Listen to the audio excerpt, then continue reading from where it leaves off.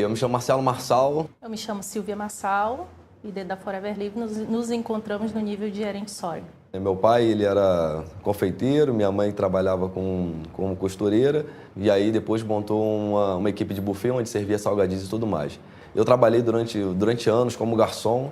O meu pai entendeu o conceito de que eu tinha que estudar muito para poder ter um bom emprego. Fui orientado pelo meu padrinho, que era da Marinha, a ser militar da Aeronáutica. Não consegui passar em concurso nenhum e eu entrei na Aeronáutica como soldado. Aí fui cabo da Aeronáutica também através de concurso, sargento da Aeronáutica através de concurso. Até onde, em 98, eu fui para a Escola de Sargento da Aeronáutica, aí eu fui para São Paulo, e de São Paulo eu fui transferido para Rondônia. Eu sou natural de Porto Velho, Rondônia, né? Mas eu passei toda a minha vida em Guajará-Mirim, que é o interior, né, do estado de Rondônia. Eu fui abençoada por Deus, né, na minha infância toda, a minha vida toda, porque eu fui escolhida, né?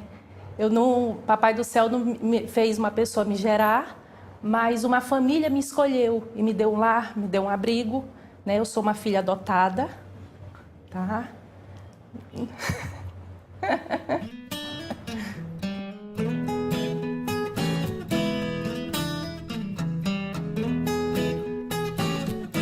Nós nos conhecemos através de uma amiga minha, né? Que ela queria me apresentar, né? Um rapaz lindo que chegou na cidade. Aí eu fui conhecer esse rapaz lindo que chegou na cidade, mas eu nem cheguei a ter contato com ele, porque assim que eu vi ele, né? Eu não me agradei, né? Com a fisionomia dele. E de lá passaram os tempos e a gente foi fazer jiu-jitsu junto, né? E acho que esse contato do jiu-jitsu começou a aproximar mais a gente. E casamos no dia 6 de outubro de 2001. Eu fui comunicar a ela que estaria sendo transferido, né? E quando eu fosse transferido, a gente ia continuar namorando até o final do ano. E quando eu fosse transferido, eu ia deixar ela lá e ia embora para Recife. Ela falou assim, então pode ir embora.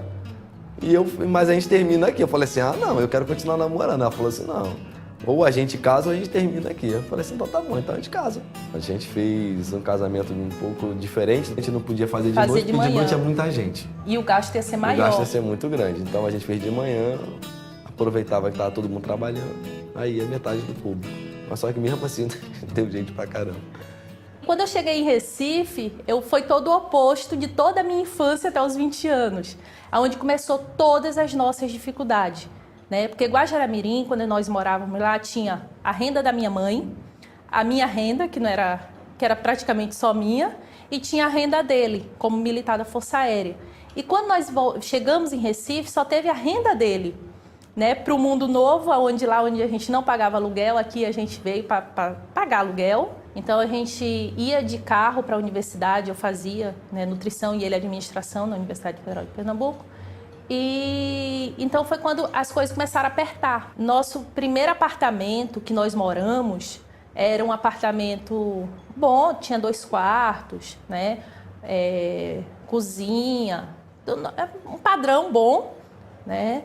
Só que aí a gente viu que esse padrão a gente não ia conseguir manter com o salário dele. Então a gente foi pulando de galho em galho, né? Passamos um ano nesse, não conseguimos, começamos a nos apertar, dificuldade financeira, chegamos a comer farinha com uma lata de sardinha e uma maionese que ninguém gostava da maionese, então ela sobrou, né? Não é porque tinha, porque ela sobrou na geladeira. Chegamos a morar durante 1 ano e 2 meses dentro do quartel da Força Aérea, né? Que eles cederam pra gente, né, esse espaço lá. Era um quarto com banheiro. Eu tive que trancar a faculdade porque eu não tinha condições mais financeiras nenhuma de pegar ônibus, né, nem colocar combustível no carro. Nós almoçávamos num rancho, né, para alguns militares eles vão saber o que é isso. Quando chegava, é um restaurante do quartel, que é dentro do quartel. Então era só eu de mulher, né, fora as militares que são mulheres. Então era só eu de mulher almoçando naquele, né, ambiente que não era para mim, né, mas era o que a condições financeiras dava naquele momento para a gente, né. De lá a gente foi expulso praticamente, porque você tem um limite. É um hotel de trânsito onde você pode passar 3 meses. E nós estávamos já 1 ano e 2 meses. Aí nós fomos morar dentro de uma comunidade aqui em Recife, né, onde tem várias kitnets, onde a gente passou mais dificuldades ainda. E eu conheci uma coisa muito interessante chamada empréstimo consignável. Para você ter uma ideia, em apenas 2 anos e pouco, 2 anos e meio aproximadamente, eu consegui a façanha de adquirir 15 empréstimos consignáveis. Eu cheguei a fazer um empréstimo consignável de R$300 e parcelei em 36 meses. Porque eu estava precisando daquele dia, naquele momento. O ápice foi quando a gente passou 4 ou 5 dias sem comida dentro de casa. O que eu fiz? Eu ia para o quartel, eu pegava sanduíches, refrigerantes e tudo mais, para poder pagar no outro mês. Então, naqueles 5 dias ali, nós ficamos sobrevivendo ali à base de hambúrguer, cachorro-quente e refrigerante. Começamos a colocar nosso carro para alugar, o que nos deu, onde nós começamos a abrir uma fonte de receita para a gente. As coisas começaram a equilibrar ali e tudo mais, mas carro alugado deteriora muito o veículo e tudo mais, as pessoas batiam e não queriam pagar e começamos a ter problemas com isso. Até o dia que o nosso carro foi roubado.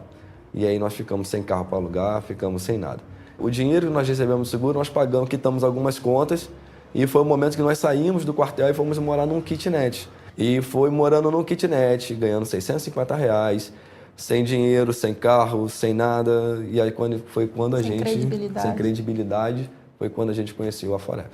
Marçal chegou um belo sábado do quartel e falou: se arruma que eu encontrei uma coisa que vai mudar a nossa vida.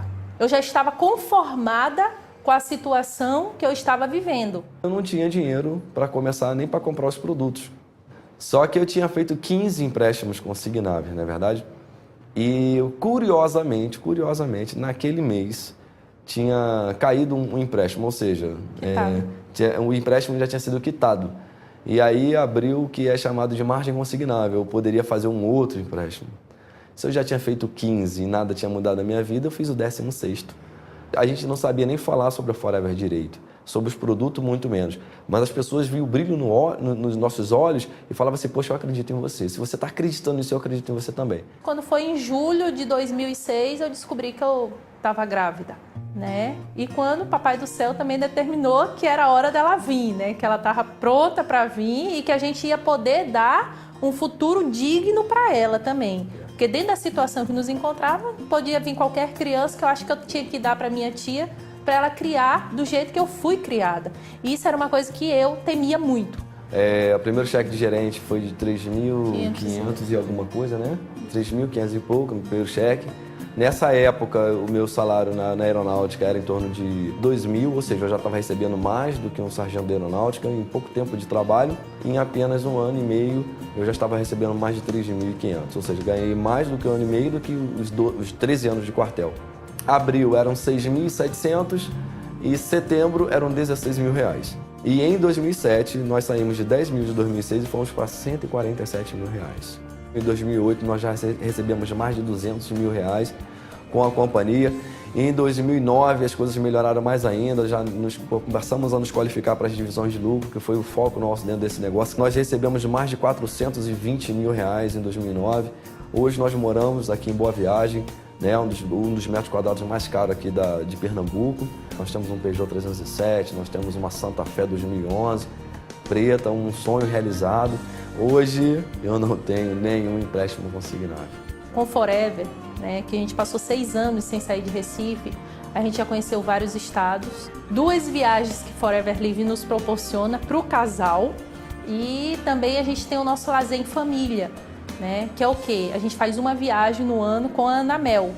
A gente sempre para curtir, a gente já levou ela para Gramado. 2010 nós levamos ela para Bariloche, né, que ela queria, porque queria conhecer a neve. Esse ano a gente ia levar ela para Disney, né? Só que aí veio o nenê e eu não tô podendo viajar. A Silva hoje está grávida, né?